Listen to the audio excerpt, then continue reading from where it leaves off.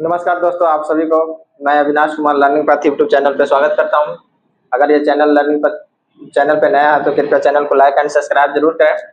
आज देखेंगे fundamental right, मूल या मौलिक अधिकार। ये भाग 3 में अनुच्छेद 12 से 35 तक दिया गया है, जो ये यूएसए के संविधान से लिया गया है। और ये जो मौलिक अधिकार होता है वो किसी व्यक्ति को अधिकार मिलता है, ना कि किसी संस्था या राज्य को। ये व्यक्ति का अधिकार है और इसे नैसर्गिक इसलिए कहते हैं कि जीने के लिए बहुत ही महत्वपूर्ण है। ना तो इसे कोई पब्लिक और ना ही कोई इसे सरकार छीन सकती है हमसे। और भाग 3 को मैग्ना कार्टा कहा जाता है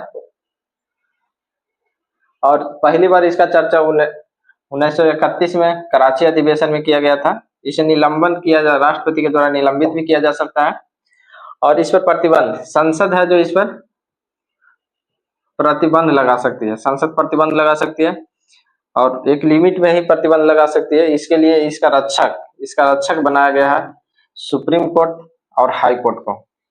और सुप्रीम कोर्ट हाई कोर्ट को बनाया गया है। ये बाध्य योग है, इसमें बाध्य किया जा सकता है, इसलिए बाध्य योग है। और जरूरत पड़ने पर इस परिवर्तनीय इसे परिवर्तन भी किया जा सकता है। अनुच्छेद 12 में परिभाषा के मौलिक अधिकार को परिभाषित किया गया है कि मौलिक अधिकार किस किस प्रकार। इसमें स्टेट राज्य को परिभाषित किया गया है कि मौलिक अधिकार के लिए कौन कौन सा राज्य हो सकता है। जैसे कि इलेक्ट्रिक बोर्ड होता है, वो भी एक राज्य होता है। कोई एयरपोर्ट्स होता है, वो भी एक स्टेट होता है। इसमें इस तरीके से परिभाषित किया गया। अनुच्छेद 13 में अल्पीकरण से संबंधित है। अनुच्छेद 14 विधि के समक्ष समानता। इसका कहने का मतलब यह है कि जो भी कानून बनेगा वो सभी के लिए समान बनेगा। ये ब्रिटेन के संविधान से लिया गया, यूके, और सभी पर समान रूप से ही लागू होगा।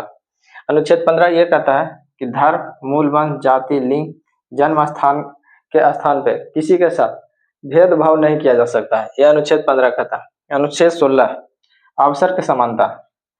जो भी माने कि जैसे कह सकते हैं जो भी सरकारी नौकरियां होती है या जो भी होती है उसमें सभी को अवसर की समानता मिलना चाहिए। इसमें एक्सेप्शनल है ओबीसी, एससी और एसटी, इसको कुछ परसेंट का आरक्षण दिया गया है। इसमें अस्पृश्यता।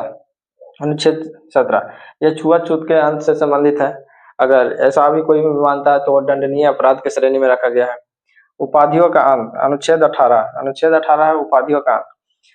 कोई भी व्यक्ति अगर कोई भी देश से उपाधि अगर प्राप्त करता है तो उसके लिए राष्ट्रपति का अनुमति होना चाहिए उपाधि लेने के लिए। और इसी के तहत भारत रत्न हो गया, पद्म विभूषण हो गया, महावीर चक्र हो गया, परमवीर चक्र हो गया, वो अनुच्छेद 18 के तहत ही दिया जाता है। अनुच्छेद 18 के तहत। अब देखेंगे उधर अनुच्छेद 19 में कहता है वाक की स्वतंत्रता। अनुच्छेद 19 के ए में प्रेस की स्वतंत्रता इसी के अंतर्गत आता है। और इसके तहत मूल अधिकार में 7 प्रकार की स्वतंत्रता का वो जिक्र किया गया था मूल संविधान में, जो कि 44वां संविधान संशोधन 1978 के तहत इसका 19 का एफ को निरस्त कर दिया गया, जो कि संपत्ति का अधिकार था। इसमें 19 के ए में होता है कि बोलने की स्वतंत्रता। फिर 19 का बी में होता है कि शांतिपूर्ण बिना हथियार के किसी भी जगह पर एकत्रित होना और सभा आयोजन करने की स्वतंत्रता 19 के बी के अंतर्गत आता है। 19 के सी के अंतर्गत आता है कि आप कोई संगठन बना सकते हैं। और 19 के डी के अंतर्गत आता है कि भारत में किसी भी जगह पे भ्रमण कर सकते हैं 19 के डी के तहत। और 19 के ई के तहत यह अधिकार मिलता है कि भारत में किसी भी स्थान पर निवास करते हैं। और 1F आपको संपत्ति का अधिकार था जो हटा दिया गया है। और 19G के अंतर्गत है कि अगर कहीं भी निवास करते हैं तो उसके लिए आजीविका की आवश्यकता पड़ेगा, कि आजीविका चलाने के लिए आप कोई भी कार्य कर सकते हैं, ये खोल सकते हैं। अनुच्छेद 20 कहता है अपराधियों को दोष सिद्धि के संबंध में संरक्षण देता है। यह अनुच्छेद 20 है जो 3 प्रकार का संरक्षण देता है कि एक अपराध के लिए एक ही बार आपको दंड मिलना चाहिए और जो उस समय के कानून है उसी समय के कानून के अनुसार आपको दंड दिया जाएगा, ना कि बाद और न ही पहले के अनुसार। और एक अपराध के लिए एक ही बार आपको वो दंड दिया जाएगा।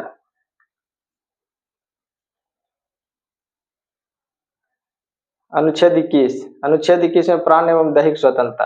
अनुच्छेद 21 के का जो है वो 14 से 6 वर्ष की आयु के लिए राज्य है जो उसके लिए अनिवार्य रूप से शैक्षणिक शिक्षा उपलब्ध कराएगा।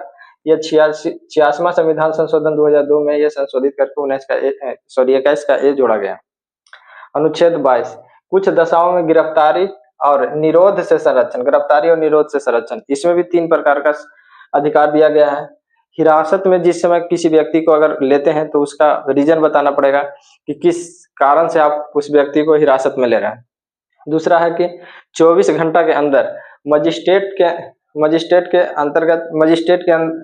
के समक्ष उसको पेश करना होगा। 24 घंटा के अंदर मजिस्ट्रेट के अंदर उसको पेश करना होगा और उसको मनपसंद का वकील रखने का अधिकार है या वकील से मैंने किराए मशविरा करने का अधिकार भी देता है अनुच्छेद 22। और अब आएंगे शोषण का अधिकार अनुच्छेद 23 मानव एवं दुर्व्यापार यानी बलात् श्रम का प्रतिषेध करता है। इसमें यह कहा गया है कि किसी भी व्यक्ति को फोर्स पूर्वक कोई भी काम नहीं करवाया जा सकता। अगर ऐसा आप करवाते हैं तो जाके कानूनन अपराध है। अनुच्छेद 24 क्या कहता है कि किसी भी कल कारखाना जो जोखिम भरा कार्य है उसमें मिनिमम बच्चे का उम्र, अगर किसी बालक का उम्र 14 वर्ष से कम पाया जाता है तो यह कानूनन अपराध है। मिनिमम 14 वर्ष का उम्र होना चाहिए। चलिए आगे देखते हैं अनुच्छेद 25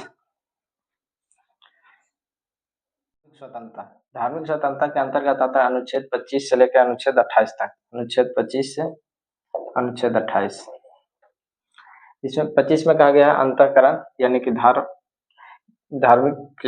धर्म मानने के लिए कोई भी व्यक्ति है जो कोई भी धर्म को मान सकता है और उसको प्रचार प्रसार कर सकता है। इसमें कोई भी उसे बाध्य नहीं कर सकता है। जो व्यक्ति को जो भी धर्म मानना है वो धर्म मानने के लिए वो स्वतंत्र है। जो भी धर्म मानता है अगर वो उसका प्रबंधन करता है तो जैसे कि धन देके यानी अर्जन करके जो भी जिस प्रकार से उसको प्रबंधन कर सकता है वो प्रबंधन करने के लिए भी स्वतंत्र है। अनुच्छेद 27 कहता है कि कोई भी व्यक्ति जो धार्मिक कार्य के लिए अपना धन दे चुका है उस पे कर नहीं दे सकता। वो भी जो भी राशि दिया है वो कर मुक्त राशि होगा, उस पे सरकार है जो कर नहीं ले सकती है। अनुच्छेद 28 के अंतर्गत राज विधि से पोषित कोई भी संस्थान है जो राज विधि से पोषित है उसमें धर्म से संबंधित कोई भी ज्ञान नहीं दिया जा सकता है और कोई भी धार्मिक अनुष्ठान में भाग लेने के लिए भी कोई बच्चा को प्रेरित नहीं किया जा सकता। यह अनुच्छेद 28 कहता है। अब आएंगे आगे देखेंगे धार्मिक सांस्कृतिक एवं शिक्षा से संबंधित अधिकार। अनुच्छेद 29 है जो अल्पसंख्यक वर्ग को ही में संरक्षण देता है। वो इसमें देखें कोई भी अल्पसंख्यक वर्ग अपना भाषा लिपि और जो भी है उसको वह संरक्षित रख सकता है। अनुच्छेद 29 के तहत अनुच्छेद 30 के तहत कह सकता है कि शैक्षणिक संस्थान कोई भी अल्पसंख्यक वर्ग है जो अपना खुद का शैक्षणिक संस्थान खोल सकता है। इसमें राज्य सरकार यानी सरकार है जो उसको अनुदान देने के लिए किसी भी प्रकार का भेदभाव नहीं करेगी, अनुदान देगी।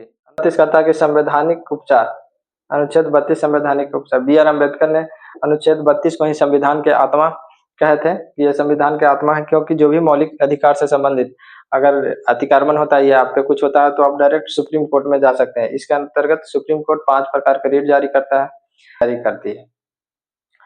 तो ये देख रहे थे आप मूल अधिकार या मौलिक अधिकार फंडामेंटल राइट।